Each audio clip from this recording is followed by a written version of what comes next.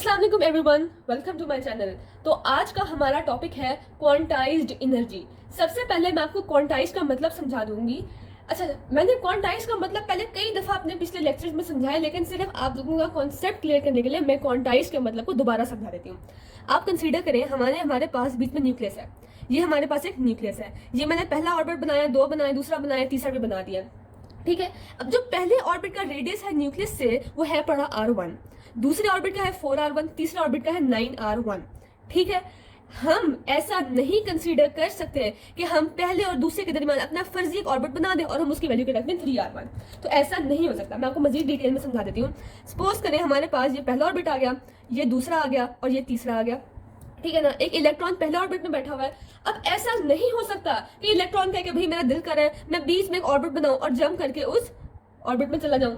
इसकी वैल्यू थी r1, इसकी थी 4r1, इसकी थी 9r1। तो हम कह दें कि भाई जो पहले और दूसरे ऑर्बिट के दरमियान हमने फर्जी ऑर्बिट बना लिया जिसमें इलेक्ट्रॉन बैठा हुआ है उसकी वैल्यू है 3r1 या 2r1, कुछ भी। तो ऐसा नहीं होगा। ठीक है। हमारे पास पर्टिकुलर एनर्जी के पर्टिकुलर ऑर्बिट्स होते हैं और उन्हें ही हम कहते हैं क्वांटाइज्ड ऑर्बिट्स, जिनकी एक स्पेसिफिक वैल्यू होती है। ये हमने बात की थी क्वांटाइज्ड रेडियस की। आज हमने बात करनी है क्वांटाइज्ड एनर्जी की। अब मैं आपको रिपीट कर देती हूँ। अब सपोज करें पहले ऑर्बिट में एक इलेक्ट्रॉन बैठा हुआ है, इसकी कुछ स्पेसिफिक एनर्जी है। ठीक है। अब दूसरे ऑर्बिट में इलेक्ट्रॉन बैठा है, उसकी स्पेसिफिक एनर्जी है। तीसरे ऑर्बिट में इलेक्ट्रॉन बैठा हुआ है, उसकी भी एक पर्टिकुलर एक स्पेसिफिक एनर्जी होगी। ऐसा नहीं होगा कि हम लोग बीच में अपना एक ऑर्बिट बना लें, उसमें इलेक्ट्रॉन बैठा हुआ है, उसकी एक स्पेसिफिक एनर्जी है। सपोज करें, मैं आपको समझाने के लिए बता देती हूँ। ये हमारे पास पहला ऑर्बिट आ गया, दूसरा और ये तीसरा आ गया। ठीक है। पहले ऑर्बिट में ये बेसिकली फिगर ये ऐसी ही थी, मैंने इसको जरा स्ट्रेट कर दिया, ऑर्बिट्स को जरा स्ट्रेट करके बना दिया। ठीक है। अब पहले ऑर्बिट में इलेक्ट्रॉन की सपोज कर एनर्जी थी 10, दूसरे ऑर्बिट में इलेक्ट्रॉन की एनर्जी थी 20 और तीसरे ऑर्बिट में इलेक्ट्रॉन की एनर्जी है 30। तो ऐसा नहीं हो सकता कि इलेक्ट्रॉन बीच में किसी ऑर्बिट में चला जाए, अपना फर्जी ऑर्बिट बना ले और हम कहते हैं कि उसमें इलेक्ट्रॉन की एनर्जी थी 15। ऐसा नहीं होगा। इलेक्ट्रॉन की एनर्जी क्वांटाइज्ड होगी। पहले में 10, दूसरे में 20 और तीसरे में 30 ही होगी। अच्छा, ये तमाम वैल्यूज फर्जी थी आपको सिर्फ और सिर्फ समझाने के लिए। आज हम लोग उसी एनर्जी की वैल्यू ढूंढेंगे जो सही और असली वैल्यूज है। अच्छा, मैं आपको अब एक और छोटा सा कॉन्सेप्ट बता दूं। ये हमारे पास सपोज करें न्यूक्लियस है। ये बहुत इंपॉर्टेंट कॉन्सेप्ट है बच्चों। अगर आपके ये कॉन्सेप्ट क्लियर हो जाएंगे आपको कभी भी इस चैप्टर में मुश्किल नहीं होगी। आपने बस गौर से सुनना है। ये न्यूक्लियस है। हमारे पास जो पहला रेडियस है वो इतना दूर है। ठीक है। इसका जो रेडियस है वो है r1। पहले मैं समझा चुकी हूँ, लेकिन सिर्फ कॉन्सेप्ट क्लियर करने के लिए मैं दोबारा समझा रही हूँ। ठीक है। इस पहले ऑर्बिट का रेडियस है r1। जो दूसरा ऑर्बिट होगा बच्चों वो उतनी ही डिफरेंस पे नहीं होगा, वो उससे डबल दूर होगा, इतना दूर। ये मैंने आपको ऊपर बताया था। मैंने ऑर्बिट्स करीब बनाए थे, लेकिन वो करीब होते नहीं है, वो सिर्फ समझाने के लिए बता रही थी। जो दूसरा ऑर्बिट होता है वो उसके डबल होता है, क्योंकि देखें इसका हम रेडियस निकालें तो होता है 4r1, 4 गुना ज्यादा। ठीक है। अब हम तीसरा बनाएंगे तो तीसरा तो तकरीबन यहाँ पे जाके लाई करेगा, चौथा बनाएंगे चौथा तो नजर भी नहीं आएगा, वो इतना दूर होगा। इसीलिए जब हमारे पास ऑर्बिट्स की वैल्यू इंक्रीज होती है, अब गौर से सुने, ऑर्बिट्स इंक्रीज होंगे तो रेडियस की वैल्यू भी इंक्रीज होगी at the rate of n²। यानी कि जब हमारे पास पहला ऑर्बिट होगा तो उसकी value radius is equal to r1 होगा। जब हम दूसरे ऑर्बिट में होंगे तो होगा 2 की, यहाँ n की वैल्यू 2 लगा दो या स्क्वायर लगा दो तो 4 गुना बड़ा। तीसरे ऑर्बिट का जो रेडियस होगा वो कितना होगा, स्क्वायर लगा 9। स्क्वायर क्यों लगाया पहले समझा चुकी हूँ। अगर अब हम देखें वेलोसिटी, तो आपको पता है अगर इलेक्ट्रॉन पहले रेडियस में होगा, सॉरी पहले ऑर्बिट में होगा तो जल्दी जल्दी कवर कर लेगा, दूसरे में होगा तो आहिस्ता आहिस्ता, तीसरे में होगा तो मजीद आहिस्ता, चौथे में तो फिर बात ही खत्म, इतना आहिस्ता करेगा वो। तो इसीलिए जब ऑर्बिट्स इंक्रीज होंगे, जब हमारे पास बड़े से बड़ा ऑर्बिट आएगा तो वेलोसिटी की वैल्यू कम होगी। अब क्वेश्चन आता है कि जब हमारे पास इलेक्ट्रॉन के केस में इलेक्ट्रॉन की जो एनर्जी होगी, क्या वो किस तरह वेरी करेगी ऑर्बिट्स के इंक्रीज होने से। पहले ऑर्बिट में 10 नहीं थी, मैं आपको फर्जी मैंने वैल्यू दी थी। पहले ऑर्बिट में कुछ होगी तो क्या वो डबल हो जाएगी, क्या वो बढ़ेगी, चाहे क्या वो इंक्रीज होगी, चाहे वो क्या वो सेम ही रहेगी। तो इस सब का आंसर्स, आपके तमाम क्वेश्चंस के आंसर इस वीडियो में मिलेंगे और मैं वीडियो की एंड में आपको बहुत ज्यादा इंपॉर्टेंट एमसीक्यूज भी बताऊंगी। आपने उनको गौर से सुनना है और आखिर तक वीडियो को देखना है। ठीक है। हमने जनाब ढूंढनी है इलेक्ट्रॉन की एनर्जी ऑर्बिट्स में, nth ऑर्बिट में। ठीक है। जो इलेक्ट्रॉन की एनर्जी होती है वो किसके बराबर होती है, वो होती है E total energy is equal to kinetic energy plus potential energy. क्योंकि जब एक ऑर्बिट में इलेक्ट्रॉन रिवॉल्व कर रहा होता है, एक इलेक्ट्रॉन मूव कर रहा होता है, तो उसकी काइनेटिक एनर्जी भी होती है, उसकी पोटेंशियल एनर्जी भी होती है। ये क्यों होती है, ये क्यों होती है, दोनों को मैं आपको डिटेल में समझाऊंगी। सिर्फ आप आगे आगे आहिस्ता आहिस्ता वीडियो देखते जाए बस। ठीक है। पहले हमें ढूंढेंगे इसकी पोटेंशियल एनर्जी। हम लोग इन दोनों की वैल्यूज को ढूंढेंगे, फिर इनको सम करेंगे तो हमारे पास टोटल एनर्जी की वैल्यू आ जाएगी, जो बड़ा सिंपल सा कॉन्सेप्ट है। ठीक है, हम लोग पहले ढूंढेंगे पोटेंशियल एनर्जी की वैल्यू। आपने ये कॉन्सेप्ट जहन में रखना है कि पोटेंशियल एनर्जी तब होती है जब कोई फोर्स होती है, जब एक चीज पे कोई फोर्स अप्लाई होती है पोटेंशियल एनर्जी तब ही प्रोड्यूस होती है। अब समझ नहीं आया होगा, आपको अभी समझाते हैं छोटी सी एग्जांपल लेकर। आप कंसीडर करें ये पेन है, पेन को उठाकर मैंने जमीन से उठाकर यहाँ लाई हूँ, फिर मजीद ऊपर, फिर मजीद ऊपर, फिर मजीद ऊपर, तो जितना मैं उसको उठा रही हूँ, जितना मैंने फोर्स उस पर लगाया है, तो नीचे ग्रेविटेशनल फोर्स है ना, नीचे ग्रेविटेशनल फोर्स इस पेन को नीचे गिराने की कोशिश कर रही है। अब इसी ग्रेविटेशनल फोर्स की वजह से मैं जब इसको छोड़ूंगी तो ये पेन जाके नीचे गिर जाएगा। तो क्या ग्रेविटेशनल फोर्स हुई ना, मैंने कहा था फोर्स होगी तो पोटेंशियल एनर्जी होगी। फोर्स है, ग्रेविटेशनल फोर्स है, इस पेन को नीचे कुछ खींच रहा है तो छोड़ा तो पेन नीचे गिर गया। ठीक है, अब हम लोग आपको मैं और एग्जांपल देती हूँ। अब सपोज करें हमारे पास एक स्प्रिंग सिस्टम है, मैंने उस स्प्रिंग को, उस ऑब्जेक्ट को खींचा स्प्रिंग से दूर के, स्प्रिंग में इलास्टिसिटी थी, स्प्रिंग खींचा, फिर जब मैंने उसको छोड़ा तो वापस वो मैस जाके स्प्रिंग की इलास्टिक पोटेंशियल एनर्जी की वजह से वो वापस अपनी पोजीशन पे चला जाएगा। तो ये भी हमारे पास एग्जांपल थी पोटेंशियल एनर्जी की। हमने उसमें फोर्स अप्लाई किया तो उसमें पोटेंशियल एनर्जी आई, तो जब हमने फोर्स छोड़ा तो वो वापस अपनी पोजीशन पे चला गया। ये भी हमारे पास एक एग्जाम्पल थी किसकी, पोटेंशियल एनर्जी की। तो भाई इसका इलेक्ट्रॉन से क्या ताल्लुक है ये भी मैं आपको समझाती हूँ। आप कंसीडर करें हमारे पास एक न्यूक्लियस है, ठीक है।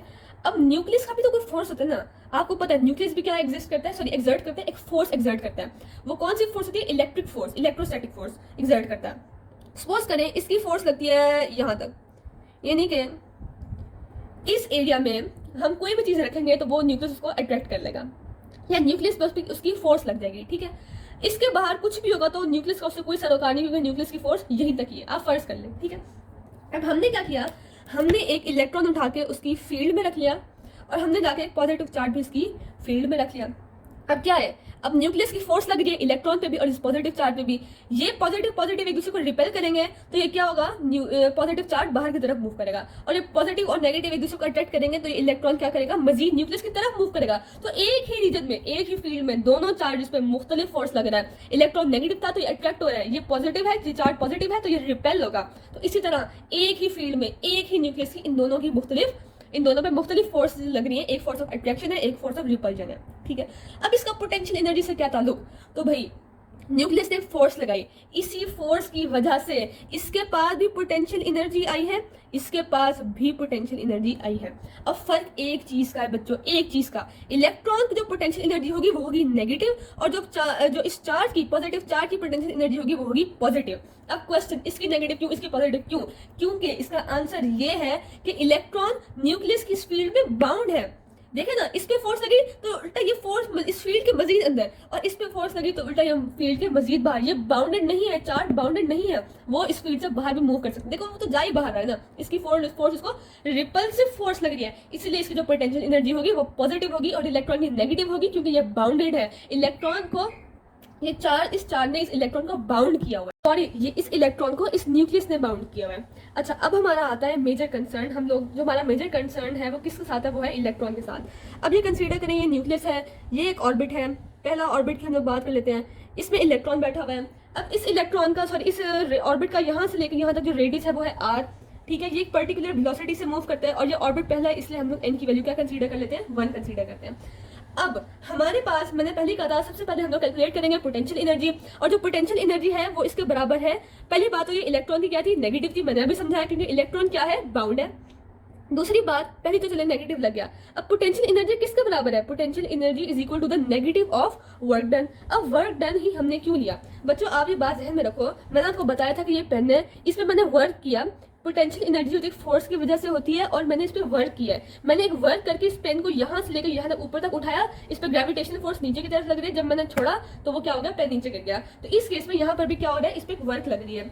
अब वर्क का फॉर्मूला क्या होता है, negative F D, force into displacement. अब फोर्स कौन सी है, इलेक्ट्रिक फोर्स है, जो न्यूक्लियस इलेक्ट्रॉन पे लगा रहा है, तो यहाँ पे लगेगा इलेक्ट्रोस्टैटिक फोर्स एफ ई।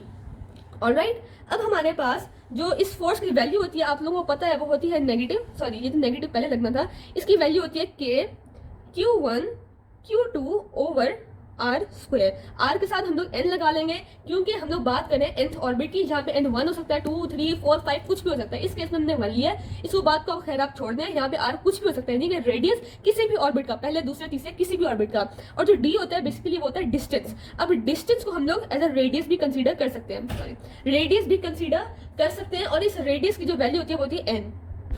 यहाँ पे आर एन स्क्वायर है और यहाँ पे आर एन है। तो अब हम लोग क्या करेंगे, हम लोग इस आर एन को इस स्क्वायर साथ कैंसिल कर लेंगे। तो पीछे जो वैल्यू बचेगी वो होगी नेगेटिव के Q1 Q2 over are N. अब Q1 क्या है, charge of the nucleus, and Q2 क्या है, चार्ज ऑफ द इलेक्ट्रॉन। हमारे पास इलेक्ट्रॉन और न्यूक्लियस का चार्ज एक ही जैसा होता है, 1.6 इंटू 10⁻⁻19 कूलम, 1.6 इंटू 10⁻⁻19 कूलम, यानी कि ये एक दूसरे का बराबर होते हैं और इन दोनों का चार्ज होता है ई। अब सपोज करें नेगेटिव के, ये न्यूक्लियस का चार्ज आ गया ई, और जो इलेक्ट्रॉन का चार्ज है वो भी क्या है, ई है, और आर एस नीचे क्या गया, रेडियस आ गया। तो पोटेंशियल एनर्जी की जो फाइनल वैल्यू निकली है वो है नेगेटिव के e square over are N. ये हमारे पास पोटेंशियल एनर्जी की क्या निकली, वैल्यू निकल गई। अब हमने जो नेक्स्ट चीज ढूंढनी है वो है पड़ी काइनेटिक एनर्जी। अब आप लोगों को पता है जो इलेक्ट्रॉन रिवॉल्व करता है न्यूक्लियस के इर्द गिर्द अपने स्पेसिफिक ऑर्बिट्स में, वो रिवॉल्व करता है काइनेटिक एनर्जी की वजह से।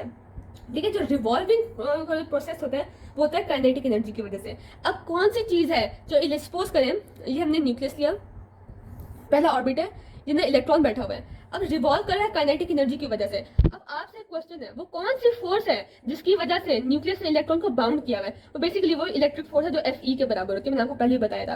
अब इस फोर्स की वजह से एक फोर्स होती है जिसे हम कहते हैं सेंट्रीपिटल फोर्स, जो कि बराबर होती है Fc की। सेंट्रीपिटल फोर्स बेसिकली वो फोर्स होती है जिसकी वजह से एक इलेक्ट्रॉन या कोई भी चीज एक सर्कुलर पाथ में मूव करते हैं किसी चीज के अराउंड। तो बेसिकली जो सेंट्रीपिटल फोर्स है वो यहाँ पे वो इस इलेक्ट्रिक फोर्स की वजह से होती है। इस केस में Fe is equal to Fc ले लेंगे। ठीक है, Fe की वैल्यू क्या है, K Q1 Q2 over are N का square, and Fc is equal to mv square over are N. ठीक है, mv square over are N. अब यहाँ पर हम लोग आर एन स्क्वायर को इस आर एन साथ कैंसिल कर लेंगे।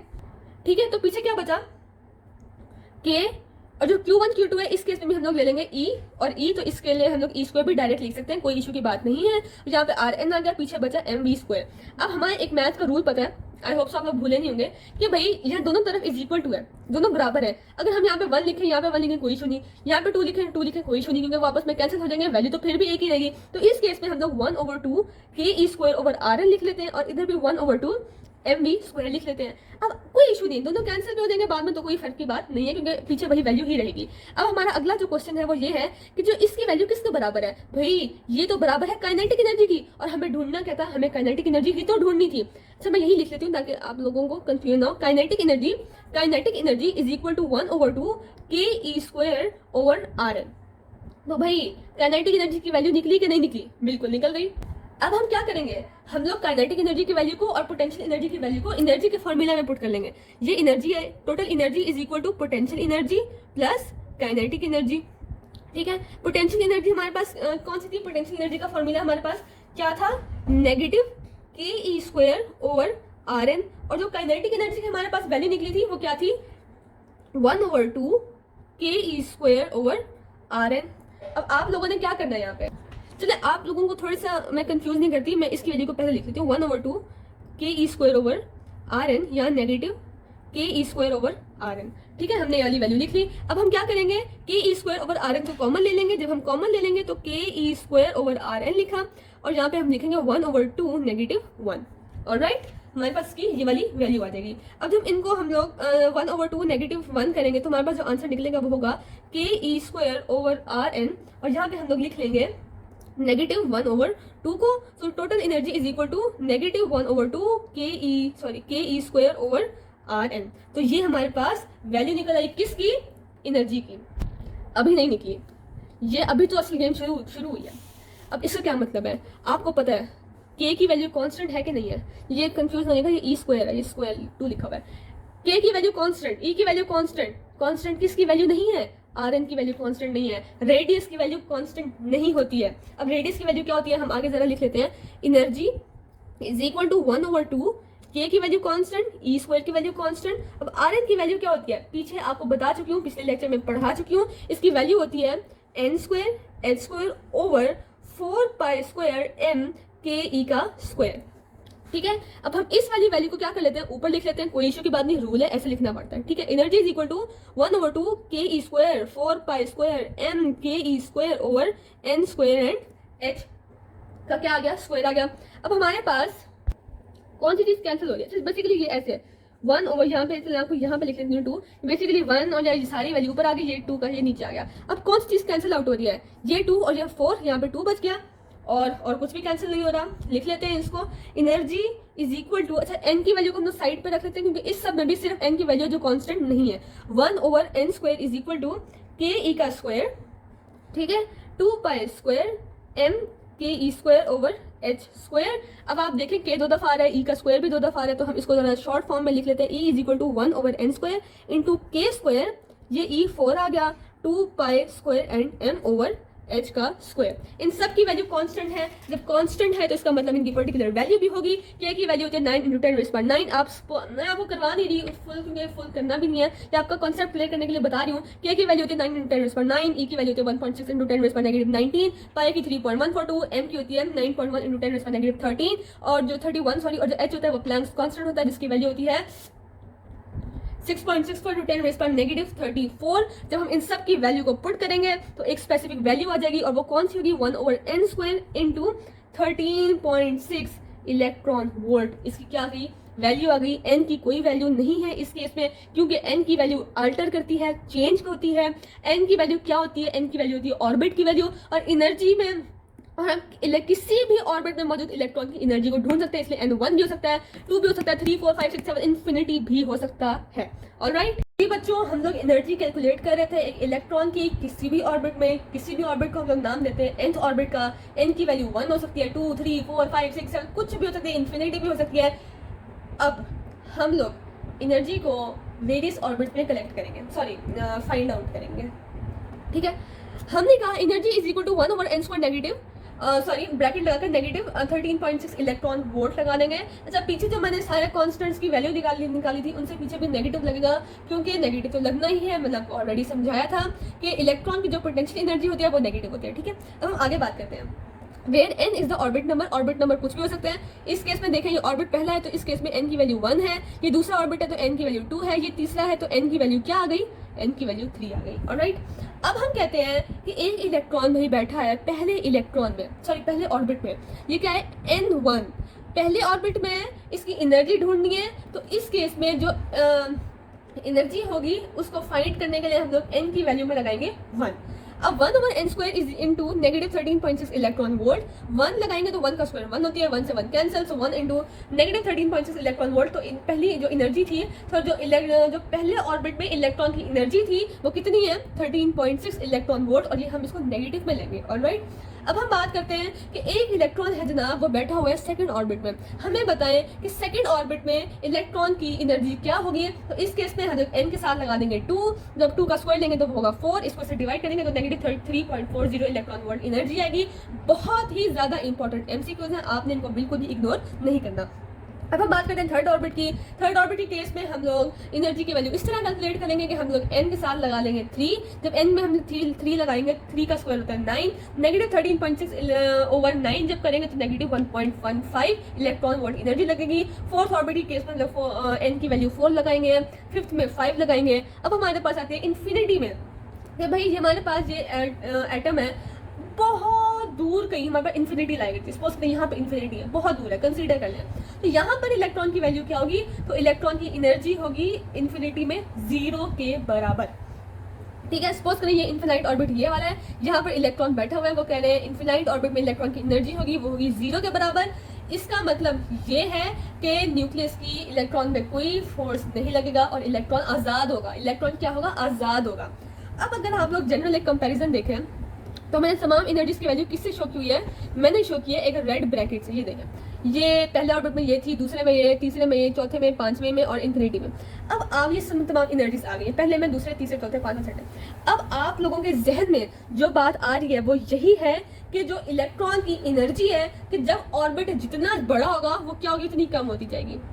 लेकिन बच्चों आप लोगों ने नेगेटिव का साइन नहीं देखा। नेगेटिव का मतलब ये है कि जब जब हम लोग दूसरे ऑर्बिट पे आएंगे तो एनर्जी इलेक्ट्रॉन की ज्यादा होगी। अब भाई ये तो नेगेटिव 3.40, ये तो 13 तो बड़ी वैल्यू है। तो आप लोगों को पता है कि नेगेटिव 10 छोटा है 0 से, या नेगेटिव 10 छोटा है नेगेटिव 1 से।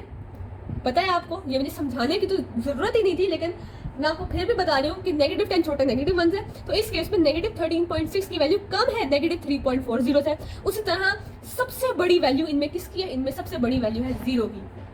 0 की वैल्यू सबसे ज्यादा है इन सब में, ठीक है। तो इन्फिनिटी पे या इन्फिनाइट ऑर्बिट पे जो एक इलेक्ट्रॉन की एनर्जी होती है वो मैक्सिमम होती है। वो ये कहने को तो 0 है, लेकिन बच्चों 0 नेगेटिव 0.54 से बड़ा होता है। इसीलिए इन्फिनाइट ऑर्बिट पे इलेक्ट्रॉन की जो एनर्जी होती है वो क्या होती है? वो 0 के बराबर होती है, ठीक है। अब आपको मैं छोटी सी बात ये समझा दूं, आप याद रखिएगा, energy of electron in infinite orbit is greater than E1 या फिर तो E2, E3, E4 सबसे ज्यादा होती है, ठीक है। अब आप मिसाल ले लें, हमारे पास एक इलेक्ट्रॉन बैठा है पहले ऑर्बिट में, यहाँ एक इलेक्ट्रॉन बैठे, ठीक है। अब मेरा क्या दिल कर रहा है? मेरा दिल कर रहा है कि भाई मैं इसको इलेक्ट्रॉन को बहुत ज़्यादा ताकत दूँ, और इतनी ताकत दूँ कि इलेक्ट्रॉन जंप करके इन्फिनिटी पर चला जाए, यानी आज़ाद हो जाए। तो मैं क्या करूँगी कि इलेक्ट्रॉन को मैंने आज़ाद करवाना न्यूक्लियस से, या मैं इसको इन्फिनिटी पे लेना चाहती हूँ। इन्फिनिटी और आज़ादी तकरीबन एक ही बात होती है, ठीक है ना। तो मैं इसको कितनी एनर्जी दूंगी? तो आप जहन में रखेगा, फर्स्ट ऑर्बिट में इलेक्ट्रॉन की एनर्जी होती है नेगेटिव 13.6 इलेक्ट्रॉन वोल्ट। तो जब मैं इसको पॉजिटिव 13.6 इलेक्ट्रॉन वोल्ट एनर्जी दूंगी बाहर से किसी भी चीज से, बस ध्यान रखनी है कि हम जब भी मैं एक पहले ऑर्बिट में बैठे इलेक्ट्रॉन को पॉजिटिव 13.6 इलेक्ट्रॉन वोल्ट एनर्जी दूंगी, तो इतनी सारी एनर्जी देने के बाद इसमें इतनी ताकत आ जाएगी कि आजाद हो जाएगा, और इसकी एनर्जी क्या हो जाएगी? 0 हो जाएगी, सबसे ज्यादा हो जाएगी। अब अगर बैठा हुआ है वो एक इलेक्ट्रॉन बैठा है सेकंड ऑर्बिट में, अब मुझे क्या करना है? इसको आजाद करवाना है, इसको रिलीज करवाना है, इसको इन्फिनाइट ऑर्बिट पर लेके जाना है। तो मैं क्या करूंगी? इसकी जो एनर्जी मैं दूंगी वो दूंगी पॉजिटिव 3.40, और इसमें थी कितनी? नेगेटिव 3.40। अब सवाल आता है कि मैं इतनी ही क्यों दूंगी, पॉजिटिव क्यों दूंगी? तो आपको पता है मैंने इसको लेके जाना है 0 पे, ठीक है।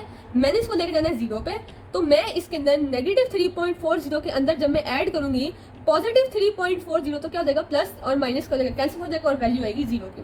इसको मजीद जरा मैथमेटिकल फॉर्म में एक्सप्लेन कर दूं तो हमारे पास कहती energy is equal to E infinite negative EP, ठीक है ना। तो ये इसकी वैल्यू 0 आ गई है। सपोज करें अगर मैं पहले ऑर्बिट से, P बेसिकली क्या होता है? वो ऑर्बिट जिसमें हम लोग इलेक्ट्रॉन को जंप करवाते हैं, जब वो जंप करके आता है। तो अगर हम लोग पहले ऑर्बिट की बात करते हैं, पहले ऑर्बिट में इलेक्ट्रॉन की एनर्जी होती है नेगेटिव 13.6 इलेक्ट्रॉन वोल्ट, ठीक है। तो जब हम इसके अंदर नेगेटिव प्लस करेंगे 0 प्लस 13.6 इलेक्ट्रॉन वोल्ट, तो आएगा 13.6 इलेक्ट्रॉन वोल्ट। तो अगर हम लोग 13.6 इलेक्ट्रॉन वोल्ट एनर्जी को ऐड करेंगे तो उसकी वैल्यू नेगेटिव 13.6 में, तो उसकी वैल्यू क्या आ जाएगी? 0 आएगी, और हमें जनाब 0 ही चाहिए था, ठीक है। तो अब हमने इस तरह क्या करवा दिया? उसको आजाद करवा दिया। Same is the case with the 4, 5, 6, 7 जितने भी ऑर्बिट्स ले लें हम लोग, इसी केस में उसकी उसी का पॉजिटिव हम लोग उसमें ऐड करवाएंगे तो वो इलेक्ट्रॉन आजाद हो जाएगा। अब छोटी सी बात है, सपोज करें कि इलेक्ट्रॉन बैठा हुआ है, किस में बैठा है? फिफ्थ ऑर्बिट में बैठा हुआ है। फिफ्थ ऑर्बिट सपोज करें यहाँ पे फिफ्थ ऑर्बिट है, फिफ्थ ऑर्बिट में इलेक्ट्रॉन बैठा हुआ है। इसकी एनर्जी कितनी है? फिफ्थ ऑर्बिट में देख सकते हैं 0 नेगेटिव 0.54 नेगेटिव 0.54। तो इसमें मैं पॉजिटिव 0.54 एनर्जी दूंगी तो इलेक्ट्रॉन क्या हो जाएगा? इन्फिनाइट पोजीशन पे चला जाएगा, और ये क्या हो जाएगा? ये आजाद हो जाएगा, ठीक है। तो ऑर्बिट इलेक्ट्रॉन जितने ऊपर वाले ऑर्बिट में होगा तो हमें उतनी ही थोड़ी एनर्जी उसको देनी पड़ेगी। अब वो बहुत ऊपर वाले ऑर्बिट में है तो उसका मतलब है उसके पास पहले ही बहुत ज्यादा एनर्जी है, बस थोड़ी सी और एनर्जी दे देंगे तो वो क्या हो जाएगा? वो आजाद हो जाएगा। मैं कुछ टर्मिनोलॉजीज आपके साथ शेयर करती हूँ जो कि इस टॉपिक में लिखी हुई थी, क्योंकि मैं इसलिए शेयर कर रही हूँ ताकि अगर आप बुक्स एक दफ़ा रीड करें तो वैसे तो आपको हर चीज़ समझ में आ गई है, लेकिन आप वो पढ़ेंगे तो आप कंफ्यूज ना हो जाए। तो बुक में लिखा हुआ था ग्राउंड स्टेट का जिक्र था। तो ग्राउंड स्टेट बेसिकली वो वाला स्टेट होता है जिसमें इलेक्ट्रॉन की एनर्जी सबसे ज़्यादा कम होती है। मुझे बताएं कहाँ पे कम होती है? पहले में, दूसरे में, तीसरे में, इन्फिनाइट में। मैंने आपको पहले बताया कि पहले ऑर्बिट में सबसे कम एनर्जी होती है इलेक्ट्रॉन की, इसीलिए पहला ऑर्बिट क्या हुआ? ग्राउंड स्टेट हुआ। दूसरा हमारे पास है एक्साइटेड स्टेट। अब सपोज करें एक इलेक्ट्रॉन बैठा हुआ है फर्स्ट ऑर्बिट में बैठा हुआ है और ये दूसरा ऑर्बिट है, हमने इसको सर्टेन अमाउंट ऑफ एनर्जी दी और ये जंप करके सेकंड ऑर्बिट में चला गया, तो ये क्या होगी? इसकी एक्साइटेड स्टेट होगी। तो दूसरा ऑर्बिट क्या है? इसका एक्साइटेड स्टेट। इन शॉर्ट जिसे भी लोअर ऑर्बिट से वो जंप करके हायर ऑर्बिट में जाएगा तो वो क्या होगा? उसका एक्साइटेड स्टेट होगा। अब एक्साइटेशन पोटेंशियल क्या होता है? जितनी हमने उसे ये एनर्जी दी जितना पोटेंशियल दिया कि वो एक्साइट हो जाए, तो वो क्या हुआ, उतना उसका एक्साइटेशन पोटेंशियल हो गया। इधर फिर जिक्र आया हुआ है आयोनाइज्ड स्टेट की। अब आयोनाइज्ड स्टेट का क्या मतलब है? सपोज करें हमारे पास एक एटम है, ये हमारे पास क्या है, एक एटम है, ठीक है।